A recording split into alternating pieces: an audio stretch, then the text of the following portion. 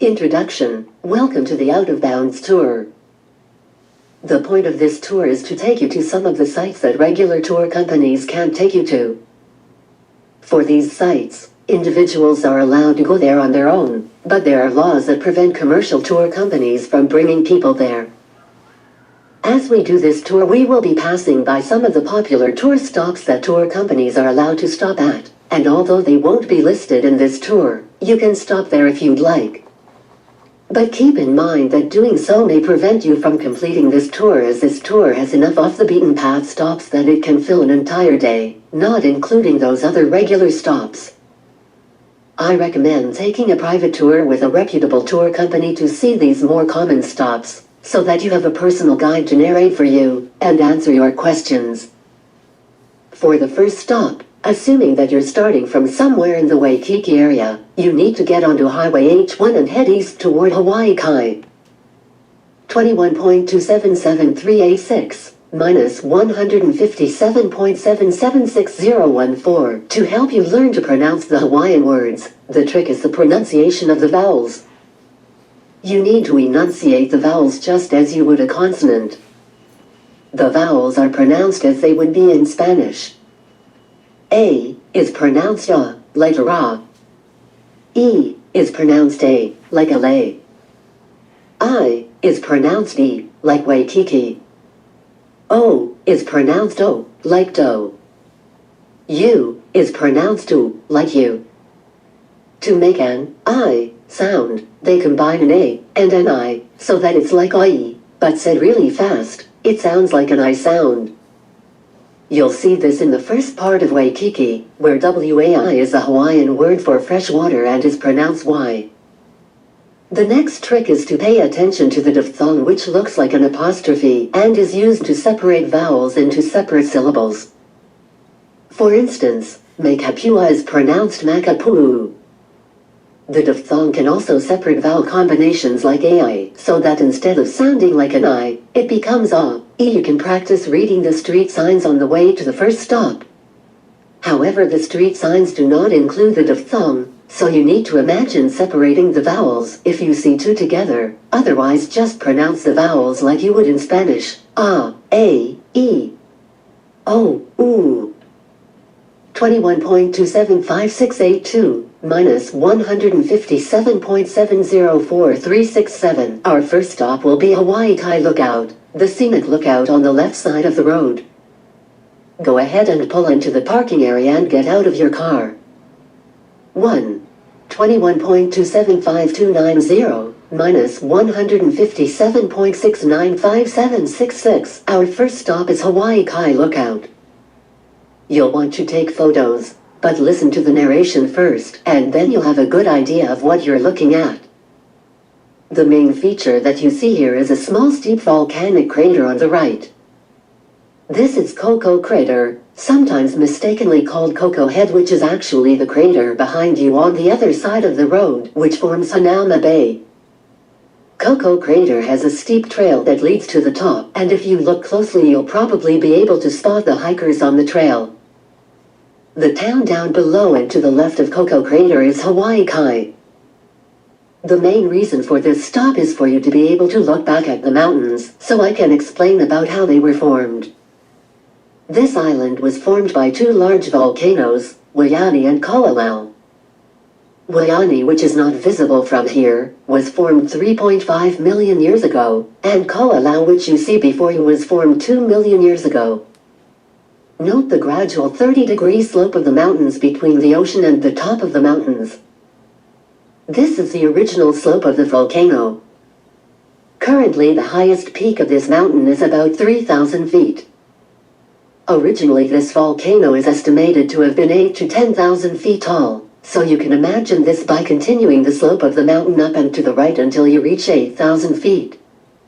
And then imagine that same slope going down and to the right from the top. About 1 million years ago, the volcano fractured and that right half of the volcano fell into the ocean. It slid for about 100 miles to the northeast, and the debris from this slide can still be seen on maps of the ocean floor. So about 2/3 of the volcano is missing. If you follow the gradual slope of the mountain down and to the left toward the ocean, you'll see Diamond Head Crater. It was formed about 300,000 years ago. If you follow the shoreline from where Diamond Head is now along the water's edge to the town down below, imagine that this was the original shoreline of the volcano, without Diamond Head being there. Or Cocoa Crater, or Cocoa Head Crater. There would have been a reef growing around the edge of the volcano, and when Diamond Head, Cocoa Crater, and Cocoa Head Crater were formed, they had to punch up through that existing reef. So you'll notice that the rock that forms them is not so much the black lava you would expect from a volcano, but rather it is full of this reef material, which is mostly calcium. This is where Diamond Head gets its name. It is from the calcite crystals that sailors mistook for diamonds. As you continue up the highway just before the green Hanauma Bay sign, look for the white chunks of coral in the layers of ash at the right side of the road. 21.274020 minus 157.690618. Our second stop is Lanai Lookout, which is a scenic lookout on the right side of the road after Hanauma Bay. 2. 21.276452 minus 157.685687. Our second stop is Lanai Lookout.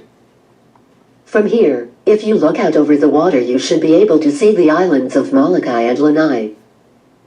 This is a popular place to spot whales during whale season, which runs from December to April. So now if you look out over the water to the horizon and slightly to the left, you should be able to see the island of Molokai. You'll notice that the island looks like it's in two parts. There's a lower part on the right, and a higher part on the left. The lower part is the west side of Molokai, and the higher part to the left is the east side of Molokai. Now, if you pan across the water to the right, you should be able to see the island of Lanai. It will look like a little pyramid, and will probably have some clouds over it, so look for the clouds, and then the island will be below the clouds. On an extremely clear day, you can also see the island of Maui from here. To find Maui, look at the island of Molokai again, follow the slope as it runs down to the ocean on the right side. You'll notice that if you look behind that slim part on the right, there will be some clouds behind it. Those clouds are over the island of Maui. Maui is also in two parts. The lower part to the left is West Maui, and the higher part to the right is East Maui, which is the volcano Haleakala, which is almost 10,000 feet tall. Behind us is Cocoa Crater. For our next stop, we are going to go past the Blowhole and Sandy Beach to get to the botanical garden that is inside of Cocoa Crater. This will be our first out-of-bounds stop. 21.287965 minus 157.670100. For our next stop, after Sandy Beach, we'll be making a left turn at the stoplight to go to Cocoa Crater Botanical Gardens, which is inside of Cocoa Crater. 3. 21.293653 minus 157.677161. Our third stop is Cocoa Crater Botanical Garden. You can tell by the blue signs with the white letters that this park is managed by the city and county of Honolulu. This is one of 4 botanical gardens that are managed by the city, and one of 2 botanical gardens that are off limits to tour companies and commercial activities. As you get out of your car and walk into the park, you'll probably notice the birds chirping. My favorite is the very talkative white-rumped chama from India. You'll want to walk over to the sign at the entrance of the park, just before the plumeria trees, to read more about this park, and to see the trail map. The trail makes a loop, so you can do the whole loop, or you can go as far as you like, and then turn around. You'll want to take some water with you, as this place is pretty hot and dry. There are some very interesting plants here from around the world, such as Africa and the U.S. Southwest Desert region. If you stay to the right when the trail forks, there are some very interesting cactus displays. At certain times of the year, the entrance of the park is full of plumeria flowers. As you walk slowly and look at the ground, you'll notice that the sun sparkles.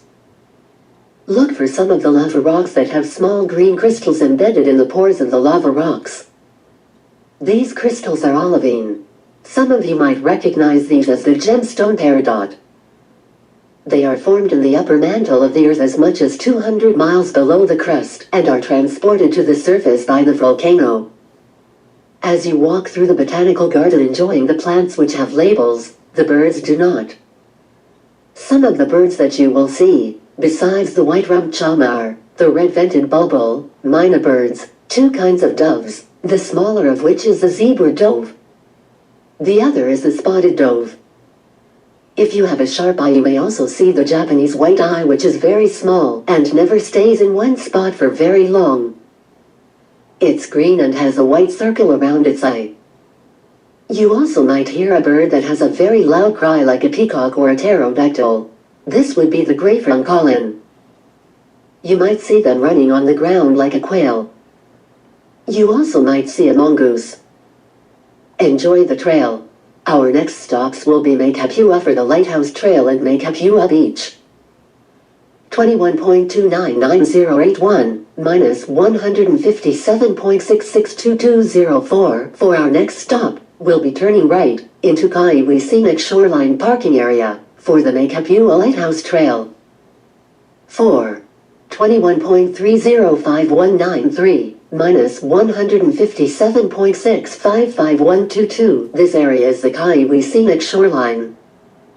Notice that the signs here are brown with yellow letters.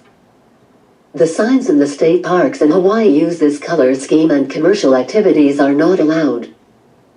This means that it would be against the law for tour companies to bring you to any of the state parks. This is an easy trail. It's basically the access road to the lighthouse, and after decades of the road falling apart, it was recently repaved. Be sure to bring water. Start at the trailhead at the end of the parking lot. Take a moment to read the signs at the trailhead. From here the trail goes up the road and leads you to the top of the hill. The lighthouse is at the end of the trail at the top. There is another dirt trail that leads down to Allen Davis Beach and a swimming spot that some call Queen's Bath. The Lighthouse Trail is also a great place to spot whales during whale season, which runs from December to April. Head up the road toward a rock formation that sticks up like a chimney. This is Pele's chair. Madame Pele is the volcano goddess that is responsible for forming the islands. Since the islands are formed from west to east, and this is the most eastern point of the island, this was the last part of this island to be formed. You'll notice that the rocks still look more like fresh black lava than you'll find on the rest of the island where they've been more weathered. Once Madame Pele was done forming this island, Pele's chair is where she sat, staring out at the open ocean, before making the leap across to form the other islands such as Molokai and Maui. In this area are some new informational signs put up by the state. I found some errors on them, so I don't know if they will have corrected them by the time you take this tour. From this trail you can see the islands of Molokai, Lanai, and Maui. They made a common mistake on the sign of labeling the most northerly part of Molokai as East Maui. Molokai is seen as two hills, a low flat one on the right, and a higher one on the left. Maui is the two peaks behind the lower flat portion of Molokai on the right. And then to the right of that is the island of Lanai. Follow the bend to the left and further up the hill toward the lighthouse. There is another set of signs that tell about the whales that you can see from here. At this point, there is a trail that leads down to the tide pools. It is a very tricky trail with loose, gravely sharp lava rock, and it's steep, so you'll slide a bit. It leads down to the tide pools. Many people have been injured here or swept away by the waves. Continue up the hill toward the lighthouse. Eventually you reach the top where there is a memorial to some pilots that crashed here, and then there is the railing of the lookout which gives spectacular views. You'll notice a chalky-looking island shaped like a turkey leg. This is Rabbit Island. Further in the distance is a peninsula that resembles the snout of a crocodile. This is Mokapu Point and is part of the Marine Corps base. Recent laws pushed by the residents of Kailua and Waimanalo prevent tour companies from stopping at any of the beaches from here at Makapua, where the lighthouse is, through Waimanalo and Kailua, to where the Marine Corps base is. Individuals can go there on their own, just not with a tour company. Our next stop is Makapua Beach. 21.309960 minus 157.660117. Our next stop is Makapua Beach. You'll be making a right turn. The entrance to Makapua Beach is directly across from the entrance to Sea Life Park. The parking lot is small, but there is more parking in the dirt parking lot. 21.313369 minus 157.660724. Makapua Beach is the white sand beach to the right as you're looking at the ocean. If you're leaving your car to head down to the beach, make sure not to leave things like purses and backpacks in view through the car windows. People will smash your windows to take them. This is true of just about every stop on the island. Tours are not allowed to stop here, so it shouldn't be very crowded unless it's the weekend. There is a trail that leads past the restrooms and showers, down to the beach. This is a nice sand beach, and unless the surf is big, it is great for wading in the water and body surfing.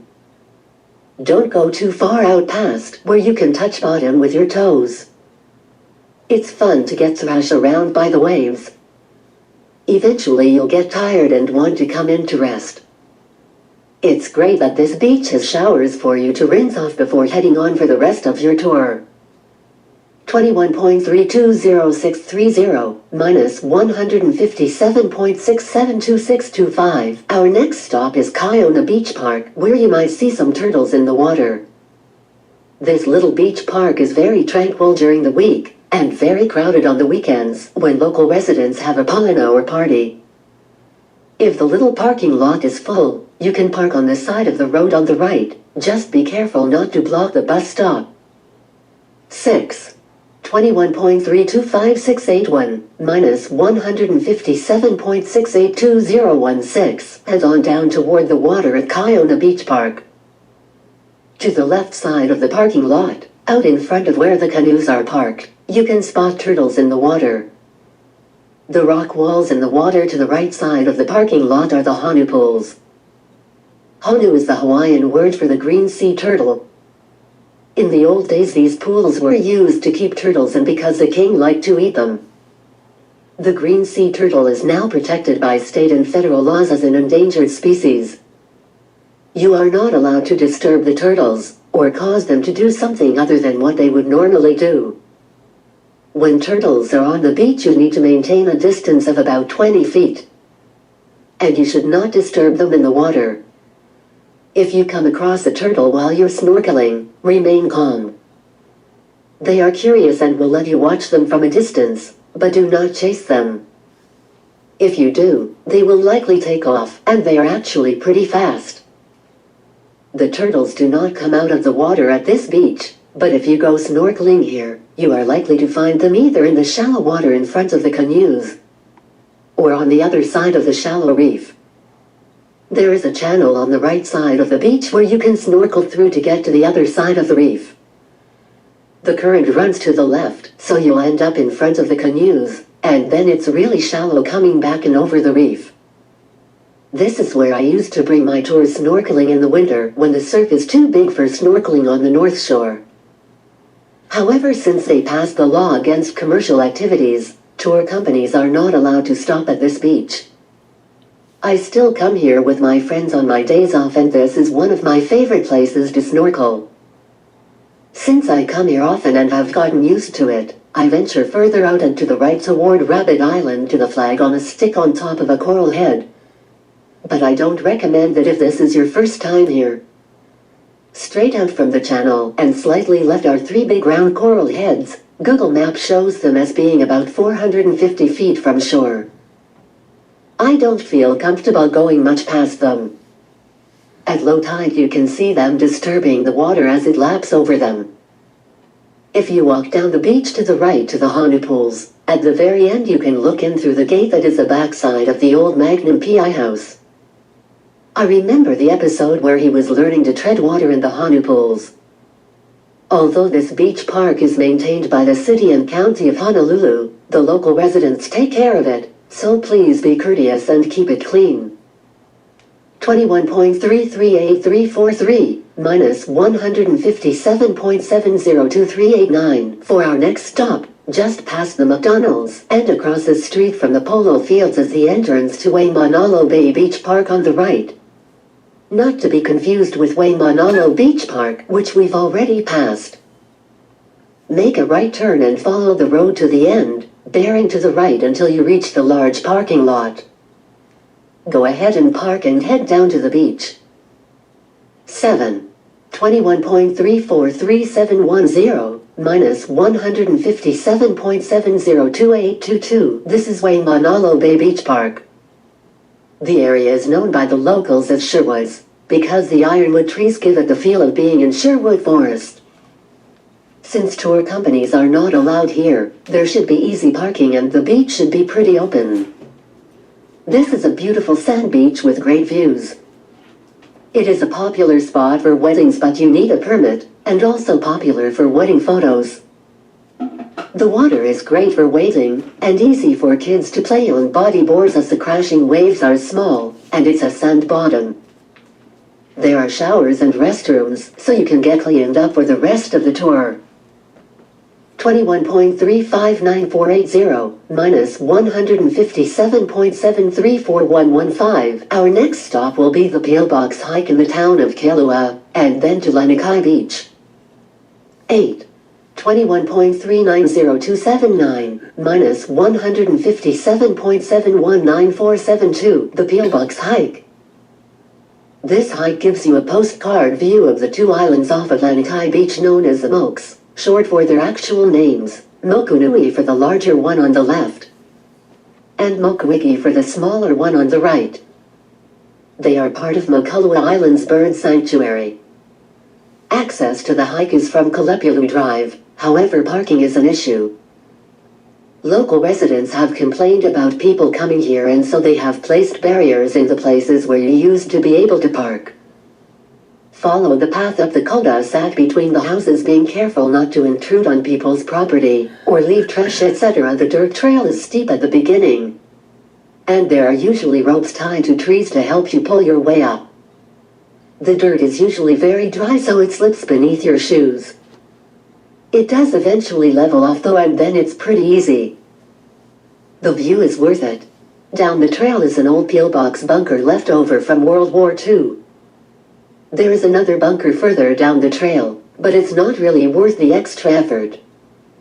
This is a popular spot for photographs of the sunrise, especially if you can get it rising between the two islands during certain times of the year. 21.391803 minus 157.718183. Our next stop is Lanikai Beach, known as one of the most popular beaches in the US, so you'll want to start looking for parking. Be sure not to park where you're not supposed to. Pay attention to no parking signs. 9. 21.391257 minus 157.715673. Lanikai Beach. This beach was named the #1 beach in the US, and since then, word has spread, and everyone wants to come here. The sand is so fine that it's like powdered sugar.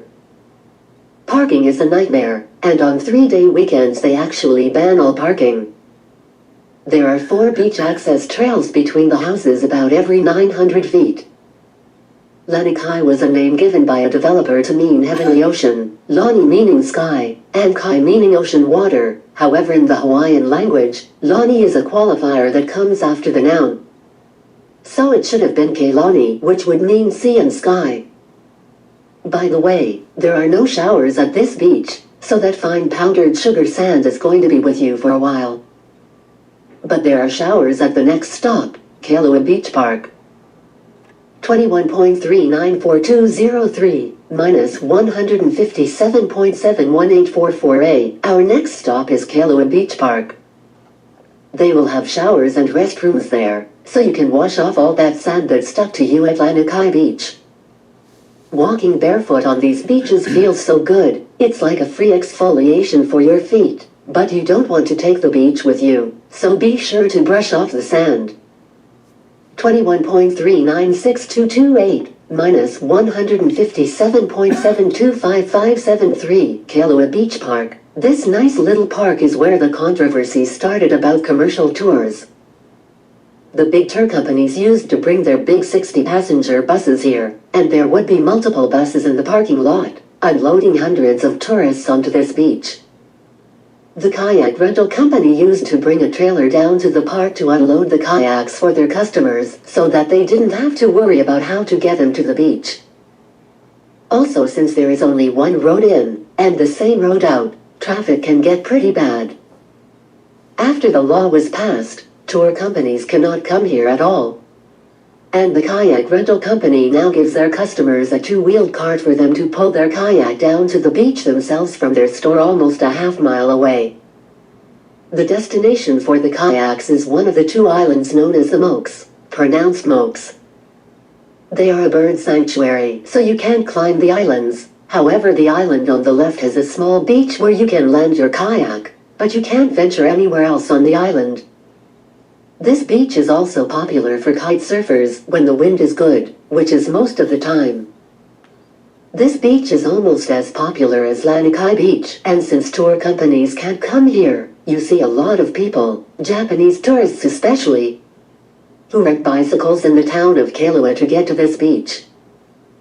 21.392784 minus 157.746067. As we leave Kailua, watch to your right. This will be Kawainui Marsh, which you will learn more about at our next stop, which is Oahu.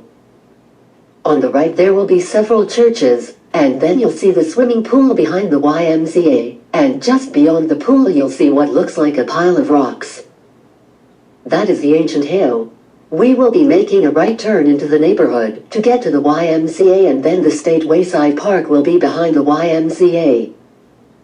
21.385265 minus 157.753001. Ulupu Heiau is a state wayside that is behind the YMCA. This is the oldest heiau on the island. Houses are usually dedicated to one of the four main Hawaiian gods, Kane, Ku, Kainaloa, and Lono. Don't walk on top of the stone heiau. In front of the heiau is a bronze plaque that tells more about the structure and its link to the Minion. Minion are mythological dwarf people in Hawaiian tradition who live in the deep forests and hidden valleys of the Hawaiian Islands, hidden and far away from human settlements. The Minion are described as superb craftspeople. They build temples, heiau, fish ponds, roads, canoes, and houses. Some of these structures that Hawaiian folklore attributed to the Minion still exist. They are said to have lived in Hawaii before settlers arrived from Polynesia many centuries ago. Also in front of the rock heiau is a storyboard that tells about how the heiau used to be at the edge of Kawainui Bay, which is now Kawainui Marsh since the sediment from the erosion of the Kauawau Mountains has filled in the bay. There is a path on the right side that leads down to a spring at the opposite side of the heiau from the parking lot. The land is controlled by the YMCA, so you kinda need to get permission from them to go down there, but there are some taro patches, crayfish in the stream, mosquitoes, and a view of Kawainui Marsh. The YMCA uses it for summer kids programs. 21.396496 minus 157.797631. Our next stop is Ho'omaluia Botanical Garden. From the Kamehameha Highway, you'll see the brown sign directing you the left to get to Ho'omaluia Botanical Garden. Follow the road through a neighborhood to the gate. There may be a person at the gate, but they are just counting how many people come in, and to make sure that tour companies don't come in. 21.396556 minus 157.807613 Ho'omaluia Botanical Garden. Along with Coco Crater Botanical Garden from earlier, even though this is one of 4 parks that are managed by the city and county of Honolulu, This is one of two where tour companies are not allowed, even if they have the permit, to go to city and county parks. First, I recommend slowly following the road through the park all the way to the end. It's kind of long, but it is beautiful. If you keep a good lookout, you might see wild pigs on the side of the road. You'll have a great view of the mountains, and if it has rained recently, beautiful waterfalls. There will be all kinds of different plants. I wish I could be there to tell you what they are. Once you get to the end, turn around and come back, and you might want to turn into one of the many roads that lead to campsites that you can rent. Each area is named for a different plant. I like to pull into the one named for the ahialehua tree.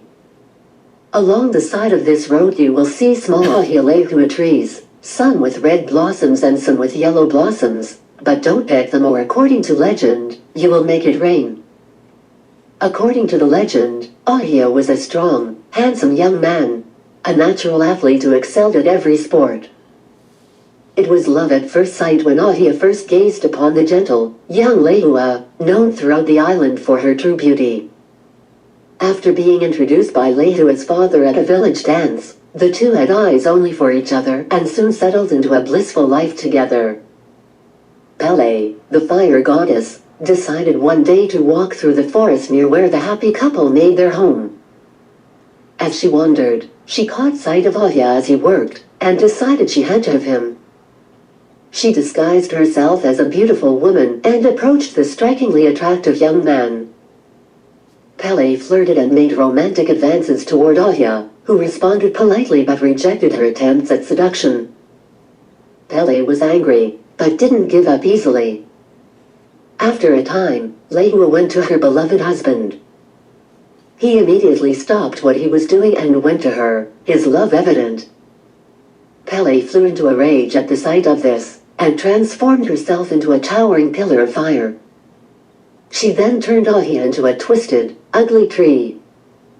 Lehua fell to the ground and begged Pele to return her husband to her, or to turn her into a tree to live beside him. Still furious, Pele refused and left the bereft woman in tears. The other gods saw Lehua and took pity on her. They turned her into a beautiful red flower and placed her in the tree, giving her the chance to be with Ahia forever. Today, legend holds that while the flower remains in the tree it brings the lovely sunshine to islands, but if it is plucked from its home, soon after it being separated from Ahia, Lehua's tears will fall in the form of rain. Ahialehua, Metasideros polymorpha, is superbly adapted to the volcanoes in Hawaii. It is among the first plants to colonize a new lava field and can sprout in cracks between lava rocks where moisture collects. It can also tolerate sulfur dioxide emissions from the volcano. The seeds of Ahialehua are tiny. They are carried by the wind, blown across the lava field, and often fall into cracks between lava rocks where moisture collects. Ahialehua, ferns and oelo are among the first plants to colonize a new lava flow. On your way back you can stop at the main parking lot and visitors center. There is a lake down the hill where kids go fishing. 21.423372, minus 157.805005. Our next stop will be a state park. You'll be making a right turn on a sharp bend in the road to enter Hiia State Park. 21.442804, minus 157.807654. Hiia, pronounced Heiaia, State Park. As you pull into Hiia State Park, you'll notice on the right, a large walled enclosure in the water. This is a Hawaiian fish pond. For years it had a large hole in the wall, but was recently repaired by volunteers who passed rocks hand to hand to repair the hole. Since then, they have been working to cut down the mangroves and bring it back into working order. There is a new sign on the grassy hill at the right end of the parking lot near the buildings that explains more about the fish pond and how the gates work. To the left of the fish pond you'll notice a flat island in the middle of the bay. This is Coconut Island. It is the island that you see in the opening credits of the old TV show Gilligan's Island. There are lots of plants here to talk about. Near the parking lot are some solid yellow hibiscuses. This is the state flower. They are native to Hawaii. The red hibiscus that is more commonly seen is not native to Hawaii. They come from Southeast Asia. The trees at the front of the building with the green seeds that are about the size of a golf ball are kindlenet. The hard seed on the inside is kukui nut. You'll see these nuts polished and made into necklaces. The tree next to the restroom has a green fruit that is whitish yellow when it's ripe. This is nani.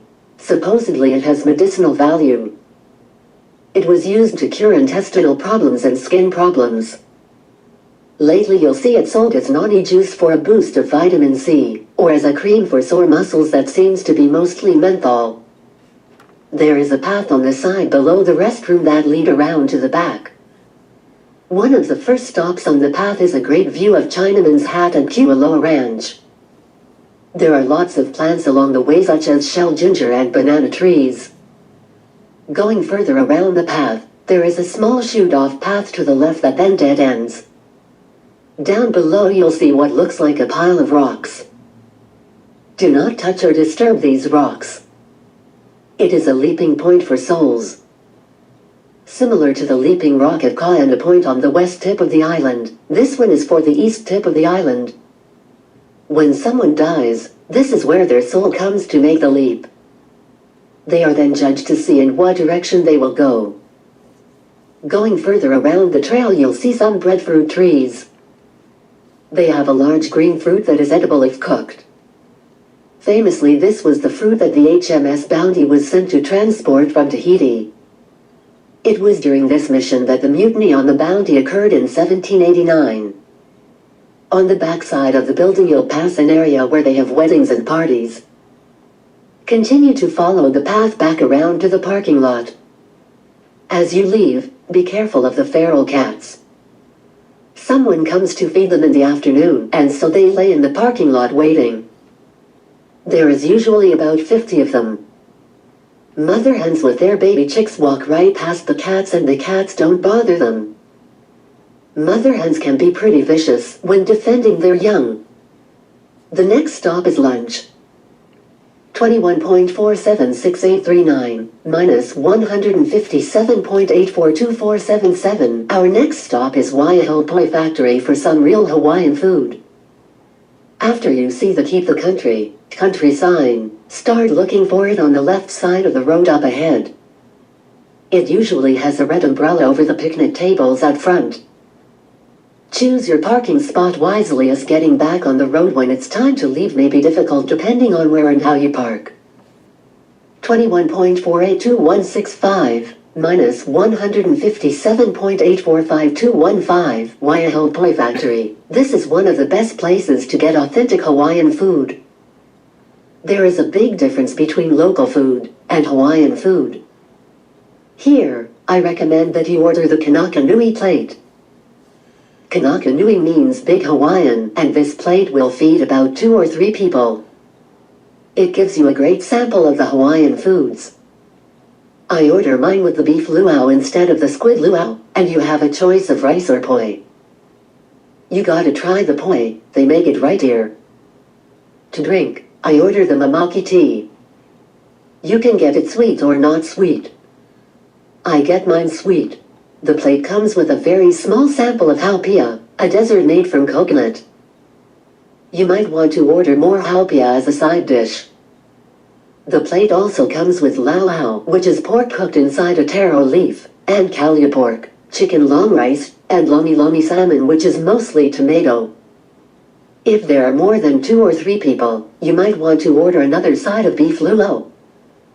This place is also famous for its dessert called Sweet Lady of Waiahu, which is warm kalolo, taro dessert, with haupia ice cream.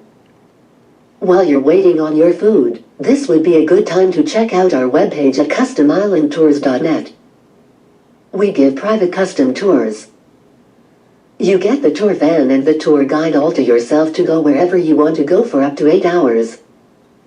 From the webpage you can check out our reviews on TripAdvisor, see photos of our tour vans, see a sample itinerary, and sample maps, and the prices. and FAQ. You can also check out our photos on Instagram. The webpage is customislandtours.net. 21.515701 minus 157.841424. Our next stop will be a photo op with Chinaman's hat. Coming up on the left will be Kualoa Ranch. Look for the whitefish hook sticking up out of the ground. This is Maui's fish hook. You might recognize it from the Disney movie Moana. The demigod Maui was fishing, and he got his fish hook stuck on the reef. He pulled it so hard that he pulled the land up out of the water, and that's how this land was formed. Our stop will be on the right side of the road, just past the entrance to Kualoa Ranch. 21.521844 minus 157.835289. Chinaman's Hat photo stop. From this location you can see Chinaman's Hat, the little island that is shaped like a Hershey's kiss. In the distance, to the left of Chinaman's Hat is a peninsula that looks like a giant turtle. Some tours call this Turtle Island, even though it's not an island, it's a peninsula. This is the home of Kaneohe Marine Corps Base. To the left of the giant turtle are two little islands. The right one is a mama elephant, with the baby elephant following behind her. The cool thing about this stop is that you can get a photo of yourself wearing Chinaman's hat as a hat. There is a trick to it. Have one person stand on or as close as you can to the black rocks along the shore. There is one big flat rock that works perfectly. The other person needs to stand back next to the road to take the picture. Now the trick is to zoom the photo in until the bottom of the photo is about mid-chest. This will make the hat fit perfectly on their head. Otherwise, without that zoom effect, the person and the hat will be tiny.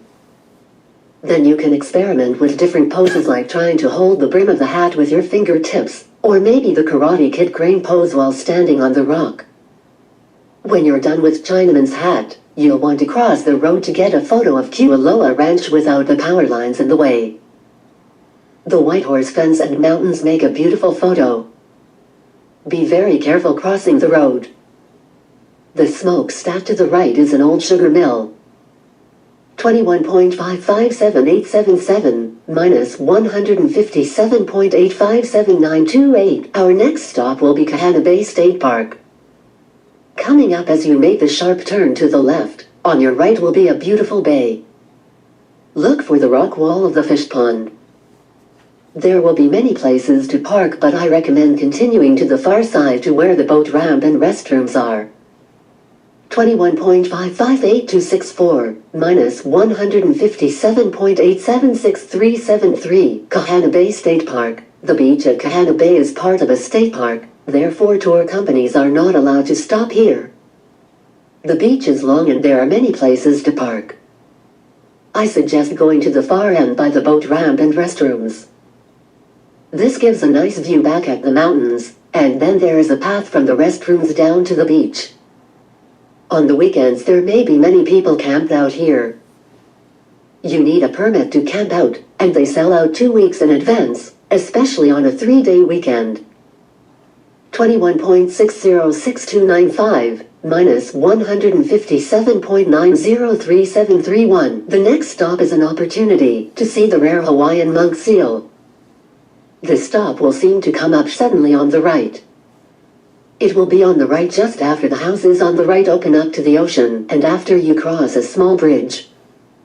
The monk seals aren't always there, but a telltale sign that one is there is that there would be a car parked on the right. This would be the car of the NOAA volunteer that comes to watch over them when they are sighted on the beach. It's a 50-50 chance that one will be there, but you can stop anyway to read the sign about them, and there are some cool palm trees that make for an interesting photo. Be careful parking on the side of the road. If you pull up further past the bus stop, then the parking area is wider. 21.608701 minus 157.908796. This little stop in the town of Hauula is to possibly see the rare Hawaiian monk seal. Parking is sketchy, so you might want to continue ahead to just past the bus stop where the parking area is wider. Then as you walk back to the sand beach, there is a sign that you can read that tells about the Hawaiian monk seals. If there is a monk seal on the beach, there will be a volunteer there that will have roped off the area and place signs at the boundary to keep people from getting too close. The volunteers are more than happy to tell you about the monk seals, and the seals have been given names. Honey Girl and some of her children are some of the monk seals that frequent this beach. On your way back to the car, there are 3 palm trees that make an interesting photo as they seem to twist around each other depending on the angle of the photo. 21.644786 minus 157.919820. The next stop will be Laie Point, famous for a scene from the movie Forgetting Sarah Marshall. You'll be making a right turn into the neighborhood. 21.648380 minus 157.914802. Laie Point. When parking at Laie Point, pay attention to the parking signs. They have recently put up no parking signs in the area at the end of the road.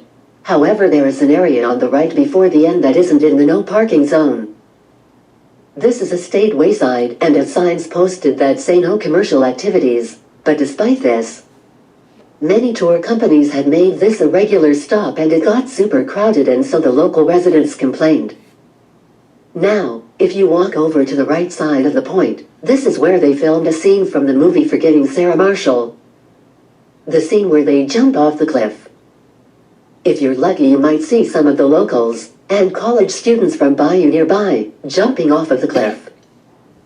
They have to be very careful about when and where they jump, depending on what rocks are below and the level of water during the tides, and the wave action that would make it hard to climb back out of the water.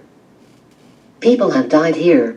Not often, but I have spotted turtles, manta rays, whales, and a monk seal in the water from here. There was even a day where just before some kids were about to jump in the water, they spotted a great white shark right where they would have landed. Anyhow, you get a great view of the coastline that you just drove to get here. Now over to the left side of the point, find the big rock with the plaque on it. It tells the story of the moa, which is a shape-shifting creature that often takes the form of a lizard. You can imagine the hole in the larger island as the eye socket of the lizard's skull. Note the large boulder that is in the water just this side of that hole. On one February day, when the surf was about 60 feet, the waves pushed the boulder that had been sitting up in that hole through and down to where it is now. Now find the green bushes with the small white flowers. Note that the flowers are only a half flower, just the bottom half. This plant is Napaka, and there is a Hawaiian legend about it. Madame Pele, the volcano goddess, has a very beautiful sister named Haiaka. Haiaka fell in love with a fisherman, but because he was a commoner and she was like royalty, they couldn't be together. They asked the gods, but the gods said no. So, it was a very sad day, but before they parted, Haiaka took the flower from her ear, tore it in half, gave one half to the fisherman, and she kept the other half. The fisherman went to go live by the ocean, and she went to live in the mountains. Now, this napaka grows along the shoreline and has the bottom half of the flower. Up in the mountains there is a different species of napaka that we call mountain napaka, and it has the other half of the flower. So they say, if you can bring the two halves of the flowers together, you can reunite the lovers. I have actually found the mountain napaka, and I was so excited when I did.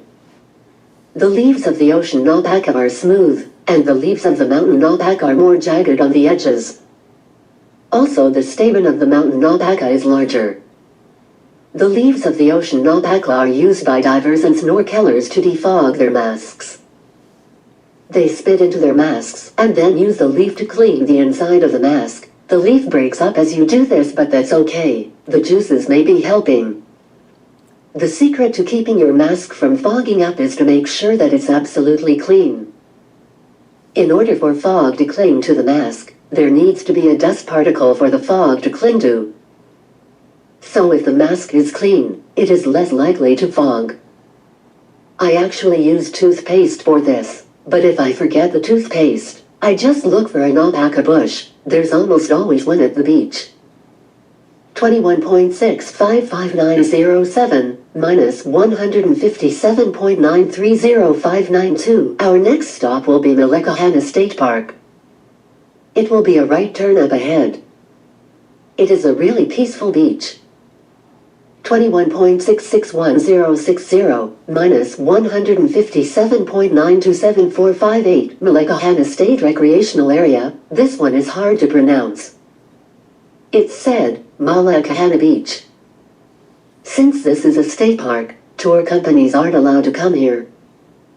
This is a very tranquil beach with a lot of wide open space and lots of trees, and a nice breeze. From the parking lot, walk up and over the hill to get to the beach. There is a small flat island known as Goat Island. At low tide, you can actually walk out there. The water gets waist to chest deep. However, this is a bird sanctuary, so you shouldn't go there. Otherwise, this is just a very peaceful beach, so enjoy. 21.697161 minus 157.994172. Our next stop will be Kovela Bay. Up ahead is a big fruit stand on the left. Just before that, you'll notice cars parked on the right side of the road. In front of those cars is where the entrance is, so you can park here, or you can go to the fruit stand and buy some fruit and then walk across the road. I recommend trying the fried banana. It's only $1. 21.697084 minus 158.008956. Kovela Bay, across the road from the big fruit stand, is a gate through the fence that leads to Kovela Bay. In the Hawaiian language, the letter W when it's in the middle of a word is pronounced like a V, so this is pronounced Kovela. As you walk down the road toward the beach, keep your eyes and ears out for the birds, especially the white-rumped chama. Halfway to the beach, on the left you'll find a huge banyan tree. The sign next to the tree will tell you that this is one continuous tree and that it was used in the movie Pirates of the Caribbean, and also in Lost. Continue down the path to the beach. This beautiful half-moon bay has been preserved. Turtle Bay Resort had plans to build more hotels here, but struck a deal with the state to preserve the land. The water is calm, warm and inviting. There might be a few rocks in the water to look out for. I've tried snorkeling here, but the bottom is mostly silt, so it makes the water not very clear, and there's no reef to attract fish. 21.677215 minus 158.036989. Our next stop is Rocky Point to see some surfing action.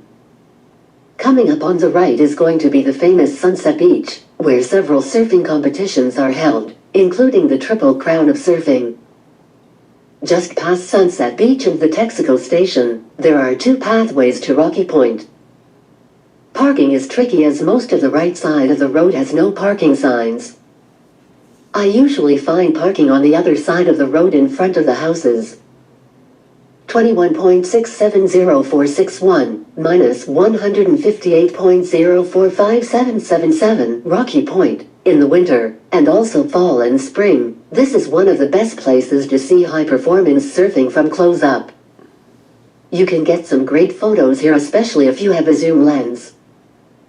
To the right, you also get views into the waves at the point at Sunset Beach, and to the left of Rocky Point is the Banzai Pipeline, with the Hakai and Papukia in between Rocky Point and Pipeline.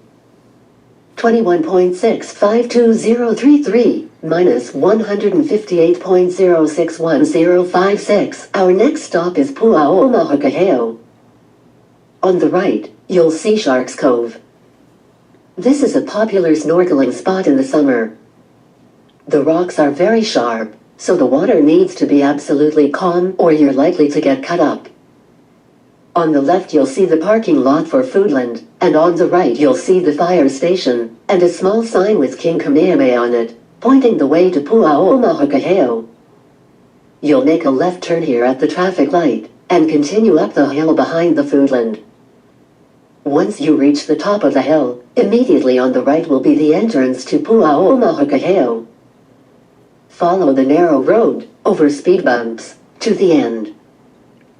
21.640957 minus 158.059116. Puao Omaha Kaheo. This is a state park, so tour companies are not allowed to bring customers here.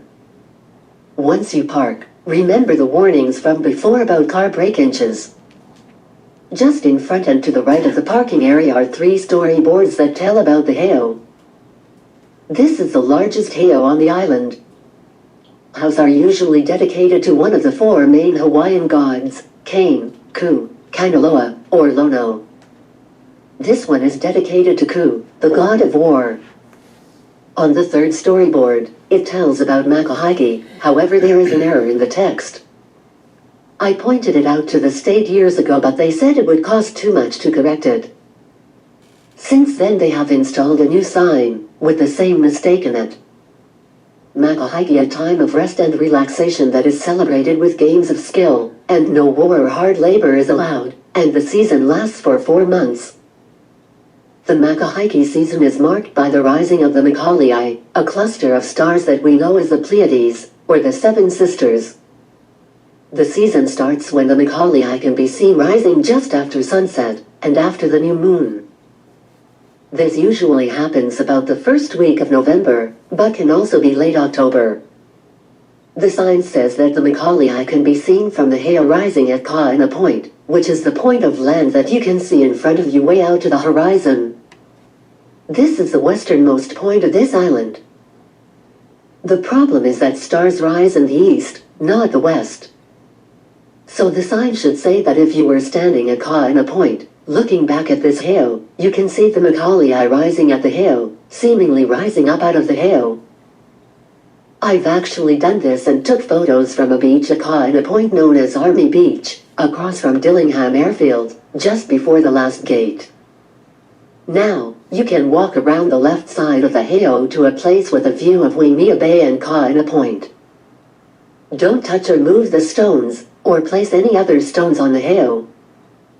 In the past there was a superstition where people would leave offerings to the gods, especially if they were about to make a journey. The offerings were usually a stone, or some other offerings such as food, jewelry, or coins, wrapped in a tea leaf and placed on the wall. After years of this stuff accumulating on the wall, it has been cleaned, and an offering station moved to the top left near the fence. It's interesting to see some of the things that people leave as offerings. Once you make it to the viewpoint, past the small koa tree, be careful not to fall off of the cliff. 21.647785 minus 158.062610. On the right is a beach called 3 Tables. It's a nice beach for swimming and snorkeling in the summer when the water is calm. Our next stop will be Hilolono Heiau in Waimea Valley. There is no cell phone reception in the valley. As the road bends to the left, on the right is Waimea Bay. Halfway around the bend in the road that goes around Waimea Bay is the entrance to Waimea Falls Park. Turn left into Waimea Valley and proceed all the way to the end, and to the far end of the parking lot to the stone heiau. This will be Hilolono Heiau. As you drive through the valley, alongside the river, imagine that this river has been cutting this valley into the mountain through erosion for thousands of years. This is how Waimea Bay was formed. Thousands of years ago, during the last ice age, the ocean level was much lower than it is now because a lot of the world's water was frozen on the ice caps. During that time, this river was carving a valley where the bay is now. As the ice age ended, and the ice caps melted and brought the ocean level up to where it is now, it flooded the valley, and made a bay.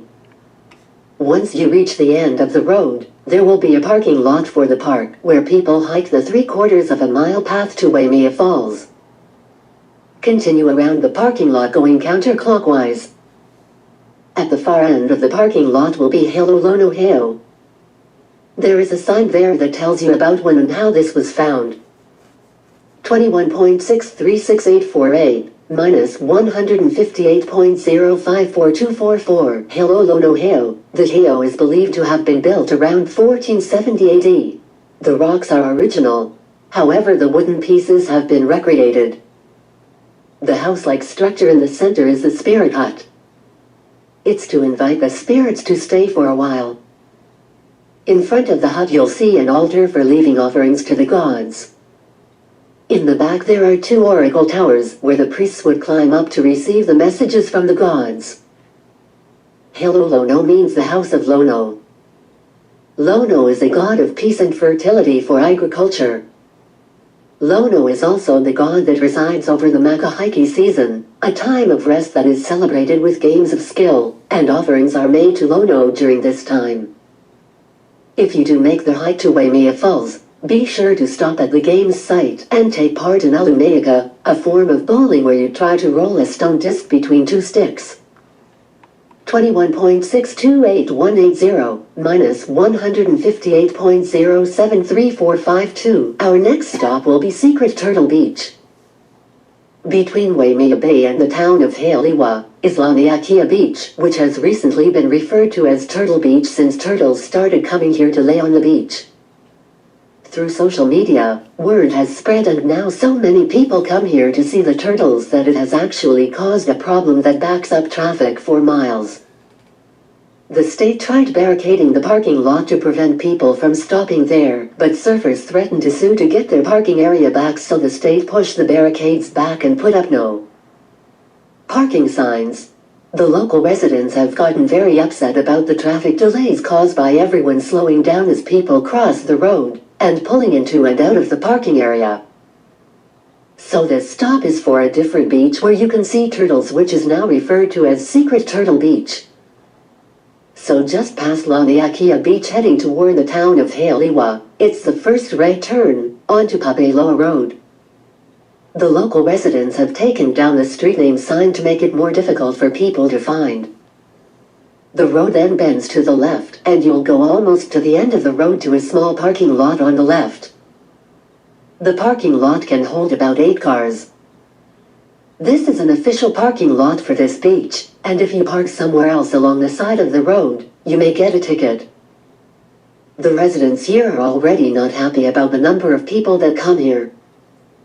So you might want to just wait to see if someone leaves so you can get a proper parking spot. Sometimes the wait might be 10 minutes, but it's worth it. As mentioned before, don't leave valuables like purses and backpacks inside in your vehicle. 21.612046 minus 158.095268. Secret Turtle Beach. Take the beach access trail that goes between 2 houses. The majority of the turtles are going to be to the left, but you might want to walk to the right for just a bit to see if there are any turtles laying on the beach in that direction. Then go back and go to the left.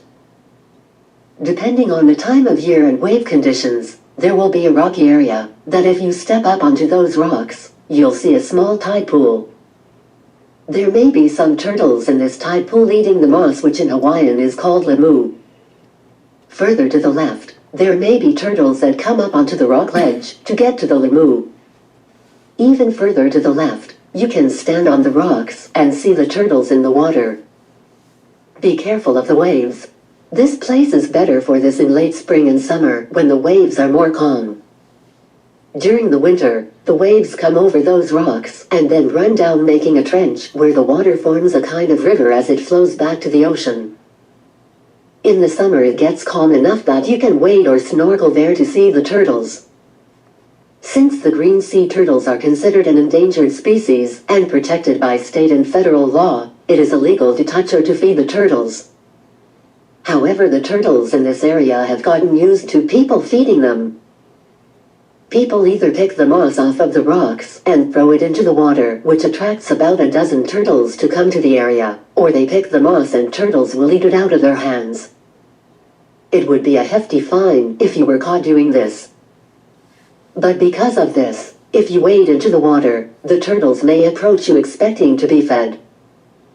If you hold a GoPro camera under the water, the turtles may swim right up to the camera. The turtles may also nip at you wanting to be fed. They have a beak like a parrot, so it will leave a red mark where they bite you. If there is any wave action at all, it may be tricky getting back out of the water, and you have to time it just right. Other times in the summer, the sun fills in such a way that you can just walk into the water.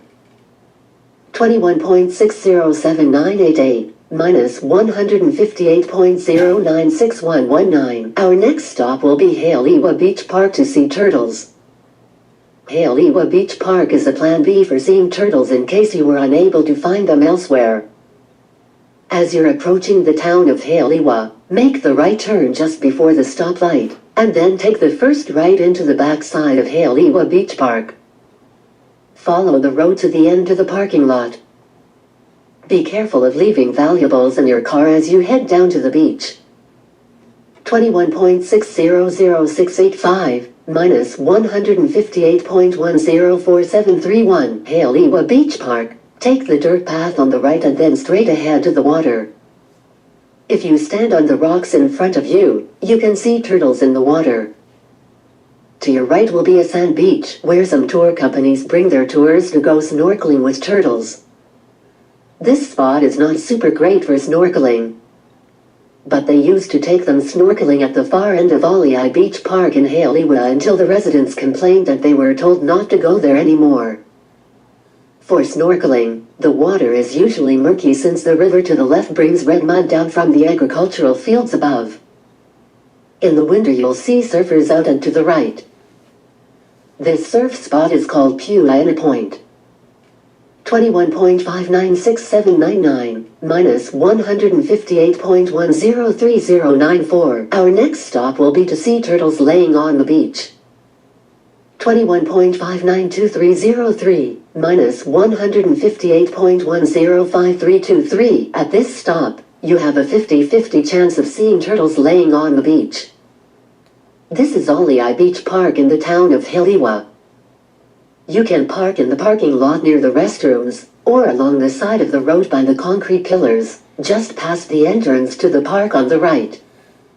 Then you can just walk across the large grass field to the beach that is to the left of the two-story building with the restrooms. 21.592529 minus 158.109772 Oahu Beach Park. Hopefully you will find turtles laying on the beach. If so, please observe them from a distance of no less than 10 feet. You might be there as one is either coming out of the water or going back into the water. This makes for a great video. You might see some turtles in the water cruising along the shore. They may be judging about where to come out of the water, or they may just be feeding on the moss on the rocks. If they do decide to come out of the water, give them space as they would like to get high up on the beach where the water is not hitting them. If you do not find turtles on the beach, you can try further down the beach to the left, just past the black rocks. While you're here, you might want to walk up the hill to the right, just to the left side of the two-story building, in order to see the surfers. This spot is called Haleiwa and is the first jewel of the Triple Crown of Surfing, which is 3 surfing events at 3 different surf spots that runs in November and December. As you leave Oahu Beach Park, if you parked along the road, then you're already pointed west, and you'll need a way to turn around, so continue west and we'll turn around at the next stop. 21.589319 minus 158.110576. Continue west and turn right into Kaiyaka Bay Beach Park, just before Haleiwa Elementary School. Follow the road around the bend until you come to a circle turnaround spot that is almost like a roundabout. 21.587066 minus 158.116572 Pohekulana at Kaiyaka Bay Beach Park. You'll notice a big rock on the left that looks really out of place. So of course the Hawaiians have made up a story about how it got there. This rock is called Pohekulana. Poheku is the Hawaiian word for rock, or stone. The story is that it floated here from the mystical land of Tahiti. Supposedly fishermen would use the rock to spot schools of fish, and when they would spot the fish they would bang on the rock and it would ring like a bell to alert the other fishermen. Continue around the circle to leave the park. On the way you'll have a great view of the Waiani Mountains with the old sugar mill down below. The mountains are the remnants of the Waiani volcano, which was formed 3.5 million years ago. The old sugar mill is now home to Waialia Coffee and the soap factory. Since we no longer grow sugar here, the buildings have been repurposed. For our next stop, we are going to be leaving Haleiwa and the North Shore to head back toward Honolulu and Waikiki, so you may want to stop for drinks and use the restroom. The next stop is going to be just past the Dole Pineapple gift shop. 21.509993 minus 158.038662. Our next stop is the Kukaniloko Birthing Stones. Parking for this stop may be tricky. Recently they have moved the gate closer to the road, which took away the area where people used to park. Also, there is red mud at the entrance that may get on your shoes, and then in your car. 21.505189 minus 158.034412 Kukaniloko Birthing Stones. This stop is popular with people who are into spiritual and natural things. The Japanese tourists consider this a power spot. This is a sacred site for the Hawaiian culture, so please treat it with respect. Wikipedia says that it's a state park, but I believe the property has changed hands recently and is managed by the Office of Hawaiian Affairs. This site is famously known as where chiefs and royalty were born. As not to mess up the story, and I'm sure there are many versions, I'm going to take it straight from Wikipedia and Atlas Obscura. Kukaniloko, meaning to anchor the cry from within, is the geographic piko or navel of Oahu. Kukaniloko was symbolically the most powerful birth site for the island's high chiefs, among whom Kakuahua and Malulikakehi were perhaps most famous. Although not every chief or royal was allowed to enter the site, only those who participated in human sacrifices. The Ho'olanaga Hupeo associated with the site was later destroyed, as were many others in the area. To make room for sugarcane and pineapple fields in the rich soils where sweet potato and yam once grew in abundance. Chiefly families lived along the slopes of the Waiani Mountains overlooking the plateau and along the shores of Waialia to the north. And many key battles between rivals for control of Oahu were also fought on the central plains surrounding Kukaniloko. The wide view of the skies from Kukaniloko might also have made it a sort of Hawaiian Stonehenge. In April 2000, a team from the University of Hawaii Institute for Astronomy recorded designs and shapes on the stones that could have been used to track the movements of celestial objects for calendrical purposes. Located near the geographic center of Oahu, the Kukaniloko birthing stones were placed in a spot where the ancient islanders believed the life force of the land was strong. When a new chief was to be born, the mother would be brought to the rocks, and under the watch of anywhere from 36 to 48 chiefs, the birth would take place. Most of the leaders were there to observe the births for the oral historical record, but a small number also assisted with the birth. When the birthing was complete, the child would be swept away, not to be seen by the mother until it had reached maturity. This was practiced to reduce the chance of murder from rival chiefs. The important spot was also home to a number of battles between tribes that would decide the fates of their entire communities. While the stones have thought to have served a largely ritual purpose to the tribal Hawaiians, recent research has uncovered patterns on the rocks that could have served an astrological purpose. It is now believed that the stones may have acted as a sort of Pacific Island henge. 21.503627 minus 158.031273. It's 17 miles to our next stop, which will be Kiaiwaheo in the town of Aiea, above Pearl Harbor. 21.383659 minus 157.928141. Way at the top of Aiea Heights Road is Kiaiwaheo. On the drive there you may notice the views looking down at Pearl Harbor. Those views will be even better on the way down. 21.396718 minus 157.904891. Kiaiwaheo. Once in the park, you can park next to the restrooms and walk back to the left to the Heo. Read the signs that are at the entrance before going inside. Remember not to touch or move the stones. Erected sometime in the 16th century, the stone temple and abundant medicinal herbs in the area were used by kahunas as a type of ancient herbal clinic. The kahunas would also train students in the practice of praying, fasting, and medicinal healing using the neighboring plants. The reputed healing powers of the surrounding plants still draws visitors who leave temple offerings, hoping to experience medicinal benefits. Quietly enjoy the serenity of this site. As you leave, instead of immediately going back the way you came, you might want to continue up the road. It makes a loop to bring you back to the exit. The loop will take you past some of the campsites, and the trailhead of the Ia Loop Trail. Our last stop will take us back to Honolulu. The last stop is Tangela's Lookout, which gives amazing views of Waikiki from an elevation of about 2,000 feet. It's about 15 miles from Kaiwaheo State Recreation Area to Tangela's Lookout. 21.309167 minus 157.830364. Our last stop is Tangela's Lookout, which gives great views looking down at Waikiki, Honolulu, and Diamond Head. It's popular to come here at night to see the city lights.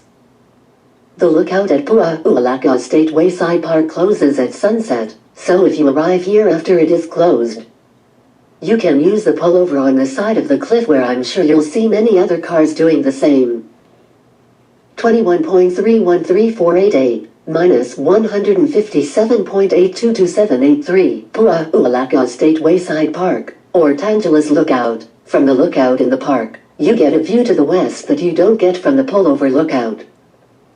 From there you can see the airport, and the locks of Pearl Harbor, and downtown Honolulu.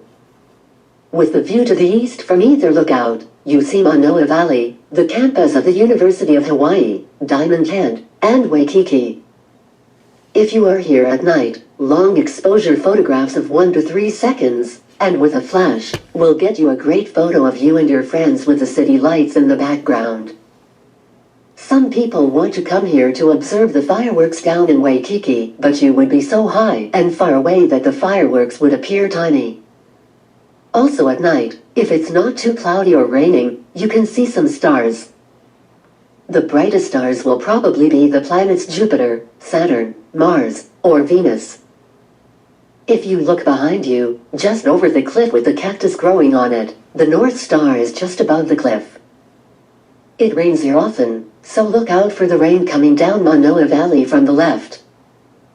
You can see it coming, so you get about a 30-second warning so you can run back inside your car. Manoa Valley is kind of famous for the amount of rain it gets. Tantalus was a Greek mythological figure, most famous for his eternal punishment in Tartarus. He was made to stand in a pool of water beneath a fruit tree with low branches, with the fruit ever eluding his grasp, and the water always receding before he could take a drink. Well, this concludes the Out of Bounds tour. I hope that you enjoyed it. As you head back to your hotel, or off to dinner, I'd like to invite you to check out our webpage if you're interested in taking a private tour with our tour guides. They are ranked highly on TripAdvisor. You can find us at customilantourist.com, or the site that I built myself, which has even more info, customilantourist.net. Mahalo. And a hui ho.